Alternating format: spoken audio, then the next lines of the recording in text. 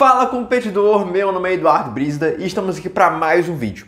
E o vídeo de hoje faz parte do quadro Pergunte ao Brizda, um quadro que funciona da seguinte forma. Eu abro a caixinha de perguntas lá no meu Instagram e você me faz uma pergunta para eu responder ela por aqui. Então se você não me segue lá no Instagram, aproveita e me siga lá agora. Toda semana eu abro caixinhas de perguntas e algumas delas, a partir de agora, também vou utilizar para criar mais conteúdos para você aqui no YouTube. Inclusive, todo dia eu posto lá no meu Instagram conteúdos rápidos e simples para te ajudar a aprender cada vez mais sobre robótica e competições. Então já deixa o like nesse vídeo e se inscreva no canal se ainda não é inscrito. O seu like e a sua inscrição são muito importantes para continuarmos crescendo na nossa comunidade. Então, editor, solta a vinheta.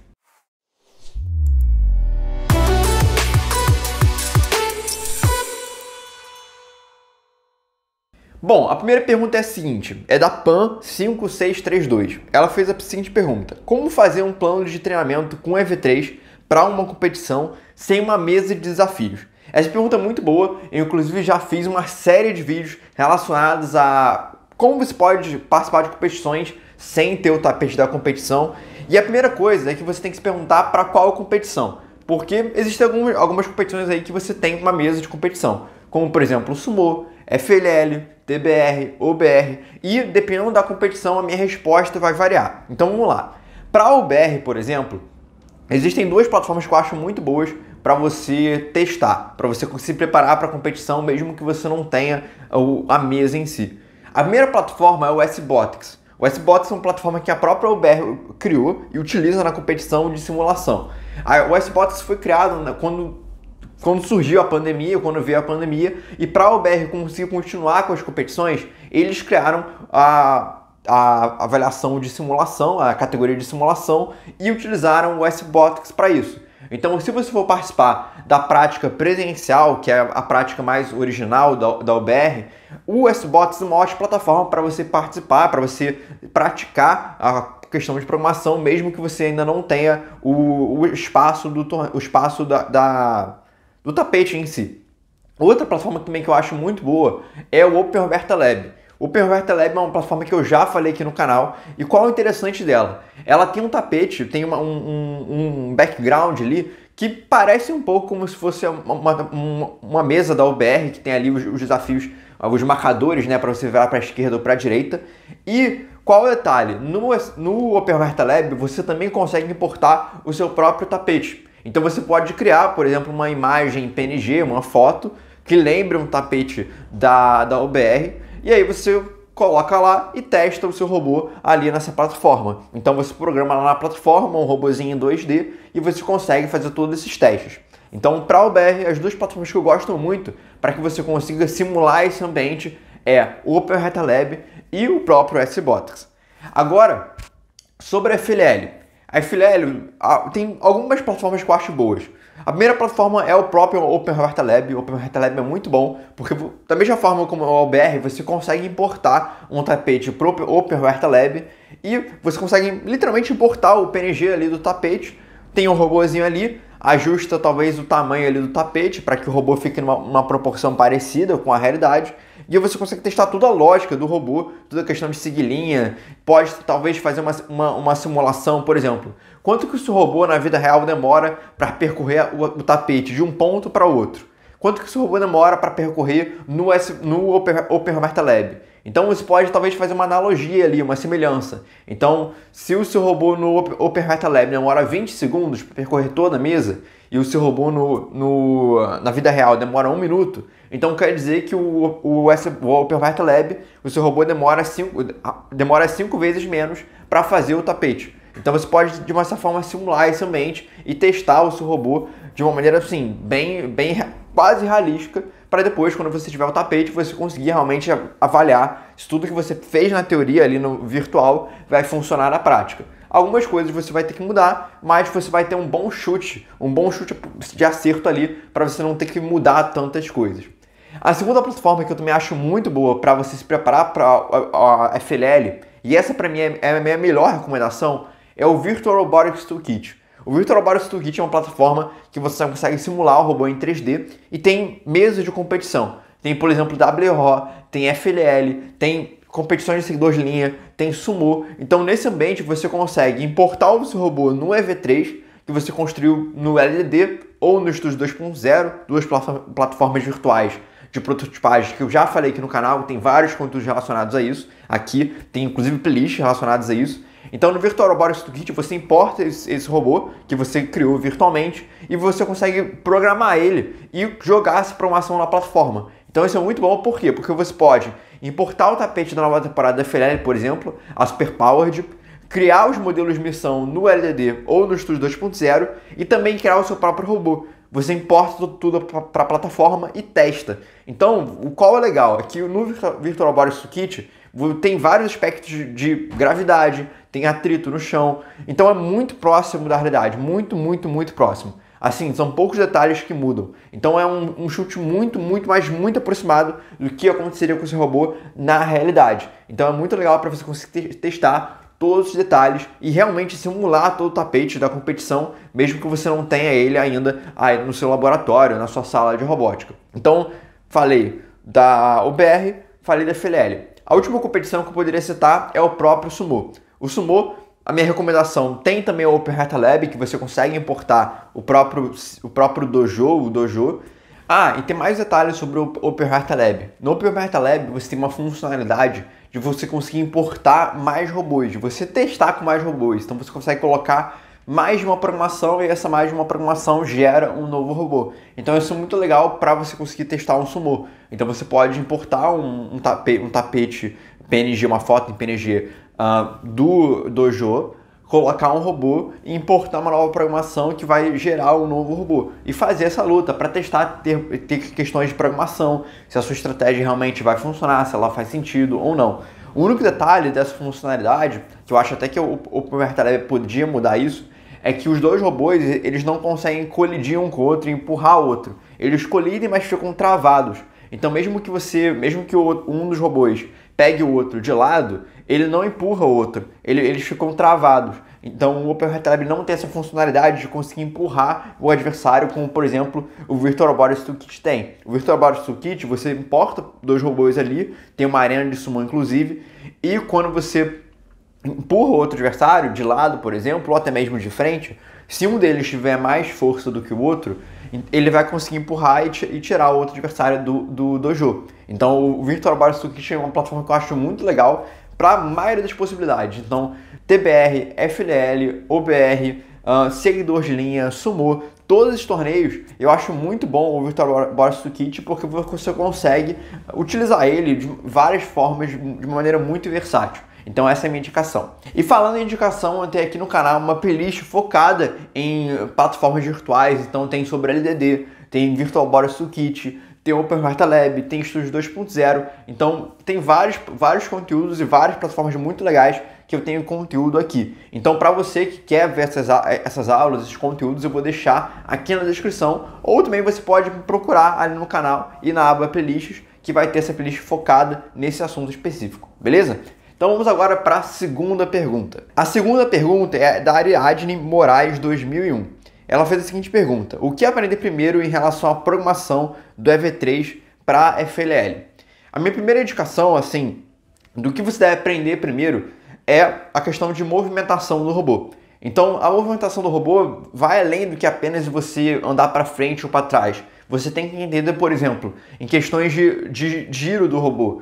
Você tem que entender que existe um giro no próprio eixo do robô, que existe o giro na própria roda, que existe formas de você, por exemplo, com o robô parar aqui, sem necessariamente fazer uma curva ou virar e assim, você pode girar um motor, girar o outro, que você já vai estar na direção e andar para frente. Então, minha primeira sugestão do que você deve aprender primeiro em relação ao EV3 para a FLL é a questão de locomoção do robô. Então, como é que você pode girar, como é que você pode locomover todos os aspectos. Depois que você aprende sobre locomoção, a minha segunda indicação é você aprender mais sobre sensores. Sensores, questões, por exemplo, de controle de fluxo, por exemplo, andar até ver uma cor, andar até enxergar tanta distância, andar até uma certa distância específica, por exemplo, com as rodas. Então eu acho que a segunda indicação é que temos de sensor e locomoção com o sensor. E minha última indicação, o terceiro passo no caso, é você aprender sobre MyBlocks e variáveis. Então, como é que você pode encaixar variáveis em MyBlocks? E para você conseguir ter programações versáteis, que você consiga utilizar em diversos momentos. Por exemplo, um seguidor de linha, que você consegue utilizar em vários momentos. Acelerar e desacelerar o robô em uma distância específica, variável, por exemplo, inclusive. Então, eu acho que essas seriam as minhas recomendações. Primeiro, locomoção do robô. Segundo, sensores. Terceiro, variáveis e MyBlocks. E sobre programação relacionada ao EV3 específico, eu tenho um curso chamado Descomplicando a Programação. E eu criei esse curso exatamente para te ajudar a descomplicar a programação em relação ao EV3. No caso da plataforma do EV3G, que é aquela programação horizontal. Então no curso tem mais de 50 aulas focadas em te ensinar sobre programação. Então eu faço todo um processo gradual ali de dificuldade, você vai aprendendo ao longo do tempo e criando programações cada vez mais difíceis, cada vez mais complexas. Então, no primeiro momento, você vai aprender sobre locomoção, depois sensores e controle de fluxo, depois variáveis, depois MyBlocks. Então, é toda uma estrutura para que você consiga aprender ao longo do tempo. E aí, um dos últimos módulos é como você pode aplicar todo esse conhecimento do primeiro módulo e do segundo relacionados aos blocos, como é que você pode utilizar todo esse conhecimento para criar programações para competições, como por exemplo, para-choque, seguidor de linha, P&D, seguidor de linha básico, girar de forma precisa com o giroscópio, andar de forma precisa com o giroscópio, máquina de estado e muito mais. Então é um curso muito legal para você que quer aprender programação no EV3, em específico a plataforma do EV3G.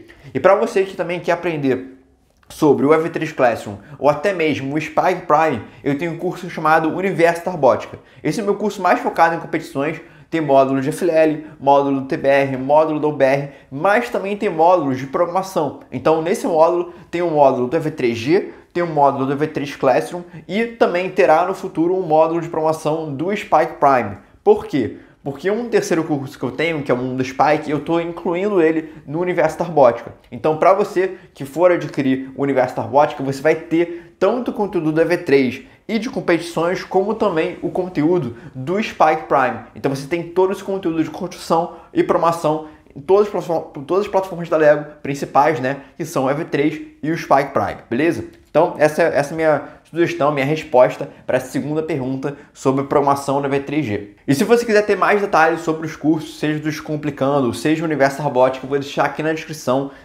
Tem um site completinho para você ter vários detalhes sobre a Menta e como adquirir o curso. Então vamos agora para a terceira pergunta. A terceira pergunta é a seguinte, é do John Wesley R. Vaz. Ele perguntou o seguinte: você pode fazer um vídeo ensinando a usar o SBotics? Os outros vídeos são de outra atualização. Então, eu recentemente fiz um conteúdo sobre o SBotics da nova plataforma. Então, o que aconteceu? De 2020, 2021 para 2022, o SBotics sofreu uma alteração, uma atualização, na verdade. Então, eu fiz um vídeo recentemente, talvez há um mês atrás, relacionado a essa nova atualização. Mostrei essa atualização, quais foram os detalhes que mudaram, qual é a minha impressão, minha opinião sobre essas atualizações, se foram positivas ou não. E além disso, eu te mostrei como fazer um seguidor de linha básico, que você já consegue cumprir a parte de baixo toda da pista, utilizando o REduc, que é a programação em linguagem escrita do SBotics. Na época que eu fiz o vídeo, ainda não tinha a programação em bloco, que é o BlockEduc. Inclusive, eu nem sei se agora que eu estou gravando esse vídeo, se já foi liberado o BlockEduc. Mas eu vou trazer mais conteúdos aqui para o canal relacionados ao SBotics e aprimoramentos que também vão vir para o Universo da Robótica. Eu estou preparando vários conteúdos muito legais para incluir no Universo da Robótica, relacionados inclusive ao SBotics. Então você vai ter um gostinho desses conteúdos aqui no YouTube, mais o conteúdo completo, com técnicas especiais, como por exemplo o P&D, eu vou ensinar só no Universo da Robótica. Então se você quiser ter todos os detalhes, minha sugestão é você adquirir o curso no Universo da Robótica, ser um aluno e eu conseguir te ajudar de uma maneira muito mais direta. Então, agora vamos para a quarta pergunta, que é a seguinte, é do O Miguel. Ele falou o seguinte: já fui competidor da FLL por 3 anos. Como faço para ser juiz na competição? Normalmente, numa certa época do ano, que chega ali mais ou menos novembro, outubro, o torneio começa a abrir inscrições para participar da FLL. normalmente aparece no site da competição, do portal da indústria, então é nesse momento específico ali de outubro, novembro, dezembro, no máximo ali janeiro, fevereiro. Costuma ser nesse período que a FLL começa a abrir inscrições. E por que nesse período? Porque alguns torneios eles começam a acontecer em novembro e dezembro e outros acabam acontecendo mais para janeiro, fevereiro e março. Então fica mais ou menos nesse período para você conseguir se inscrever para ser juiz da competição. Se eu souber que as inscrições foram abertas, eu vou avisar para vocês. Por isso que é muito importante você me seguir lá nas redes sociais do Instagram, que é @EduardoBrizida, que lá eu dou todos os detalhes. A segunda indicação para você saber dos detalhes é o próprio Instagram do torneio, que é o Festival SESI de Robótica, porque lá eles também costumam dar essas informações, mas eu também vou ficar esperto ali quando eu souber esses detalhes. Eu estou em alguns grupos da competição, então às vezes esses grupos me avisam até antes da própria FLL de realmente divulgar. Então quando eu souber esses detalhes, eu vou avisar lá no Instagram, por isso minha recomendação é você me seguir lá no @EduardoBrizida. Mas como é que é o processo para você ser juiz? Existe um processo de inscrição, que você dá os seus dados, você faz também um treinamento para entender de uma maneira básica sobre a questão das avaliações, tanto do design, como o desafio do robô, como o Corvellius, projeto em ação. Então é como se fosse um cursinho, que você lê uns documentos, responde algumas perguntas e você tem a possibilidade de ser aprovado ali, aprovado com 100%, aprovado com 90% e por assim vai. Minha recomendação é que eu já fiz o curso algumas vezes. É um curso muito bom para quem nunca ouviu falar da competição ou ainda não tem muita afinidade, muita prática, né, com o torneio, mas a minha recomendação é você, além do curso ali, você aprender outros detalhes, estudar mais as avaliações, seja de pré-automação, seja de Corvellius, seja de desafio ou design. Conversar com outros juízes, inclusive, para entender mais sobre o processo de avaliação. Porque o curso, ele te dá ali uma base, mas não é tudo que você precisa para conseguir atuar como juiz 100%. Pelo menos essa é a minha opinião sobre esse assunto. Mas você faz esse curso e você consegue se inscrever para qual regional você quer. Então tem lá regional do Rio de Janeiro, regional do Rio Grande do Sul, regional de Goiás, regional de São Paulo, Minas Gerais. Tem uma plataforma específica para isso. Talvez eles vão atualizar a plataforma, ainda não sei qual vai ser a nova versão, mas normalmente você consegue se inscrever lá, enviar algumas informações como, por exemplo, direito de imagem e algum outro documento a mais, RG, essas coisas, e pronto, já está feito a inscrição. Vai estar em pendente e se você for aprovado para ser juiz, vai estar ali aprovado. Se você não for aprovado, vai aparecer aqui foi recusado. E são esses detalhes. Mas quando abrir as inscrições, eu vou avisar lá no meu Instagram, @EduardoBrizida. E vamos para a última pergunta. Mas antes, se você está gostando desse conteúdo, não deixe de dar o seu like, se inscrever no canal se você gosta de robótica e competições e, claro, compartilhar esse conteúdo e outros conteúdos aqui no canal com seus colegas de equipe, com seus professores, todo mundo que você conhece dessa comunidade da robótica, para tanto o canal cresça, mas que eu também consiga ajudar vocês cada vez mais. Quanto mais pessoas estiverem aqui assistindo meus conteúdos, curtindo e compartilhando, mais o canal vai crescer e cada vez mais eu vou conseguir criar conteúdos e trazer conteúdos melhores para você, beleza? Então vamos lá para a última pergunta desse vídeo. A última pergunta é do Nick P1. Não sei se eu falei certo. A pergunta foi a seguinte: teria alguma dica para calibração dos motores do EV3 e Spike? Qual o detalhe? Aspecto físico dos motores não existe calibração. Tanto os motores do EV3 quanto o Spike, eles são físicos. Então não existe uma calibração que você pode fazer, é um motor. Normalmente existem formas para você calibrar sensores, como por exemplo a calibração do sensor de cor e luz do EV3. Inclusive eu tenho um vídeo aqui no canal sobre a calibração do sensor do EV3. Inclusive é um ótimo vídeo, você vai ver lá que é muito completo, muito legal para você assistir se você está com dificuldades para a calibração do EV3, do sensor do EV3 de cor. Só que qual o detalhe? Os motores eles são físicos, então não existe calibração. O que você pode fazer é verificar a igualdade de movimento entre um ou mais motores. Então eu já trouxe aqui para o canal um vídeo sobre os motores. Agora eu não lembro o título do vídeo, mas eu vou deixar no final desse vídeo como uma recomendação, que eu mostro um testador de motores. Inclusive eu criei um manual, um passo a passo para você conseguir construir esse testador de motores.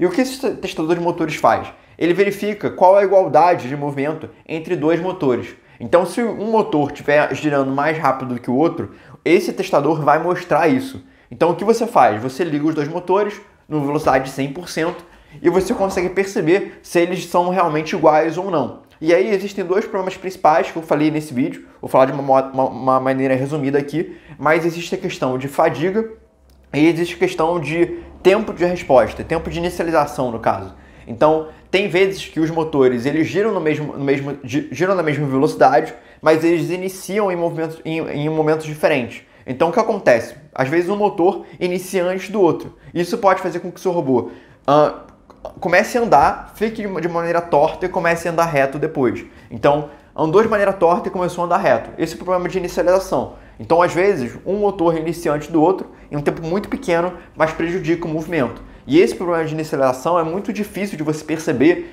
em termos de programação. Você tem que perceber em termos mecânicos, que é o que esse testador de motores faz.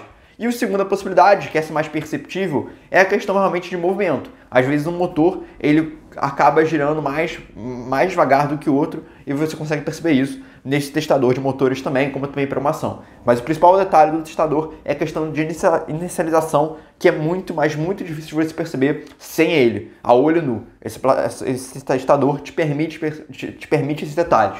Então, resumindo, não existe calibração dos motores, seja do V3 ou do Spike, mas você pode ver com esse testador de motores a igualdade desses motores e escolher dois motores que têm uma semelhança ali de movimento, uma semelhança de performance e colocar no seu robô. Então minha recomendação é esse vídeo, que vai estar no final desse vídeo como um card para você assistir. E bom, aqui eu respondi algumas perguntas que vocês me fizeram lá no Instagram, @EduardoBrisda. Então se você que também tem alguma dúvida, quer me perguntar algum detalhe, vai lá no Instagram que eu abro caixas de perguntas frequentes e vão ser muito bem-vindas para eu trazer aqui para o canal e responder em um vídeo. E se você gosta desse conteúdo, aproveita e comenta, deixa aí um comentário falando se você gosta do Pergunte ao Brisda, gosta desse formato um pouco mais descontraído para eu responder, uma criação de conteúdo um pouco diferente. E se você gostou desse vídeo, deixa seu like, se inscreve no canal se você ainda não é inscrito e compartilha com todos os seus colegas de equipe. E agora, a primeira recomendação que eu posso te deixar é a playlist sobre plataformas virtuais, que eu falei aqui nesse vídeo. É muito legal você conferir. Tem vídeos sobre LDD, Studio 2.0, Virtual Board Circuit, OpenWRT-Lab, Algodo e muito mais. E a segunda recomendação é a questão do testador de motores, sobre calibração dos motores, que eu falei sobre todos os detalhes nesse vídeo aqui, então vale muito a pena conferir. Então, muito obrigado por assistir e até a próxima!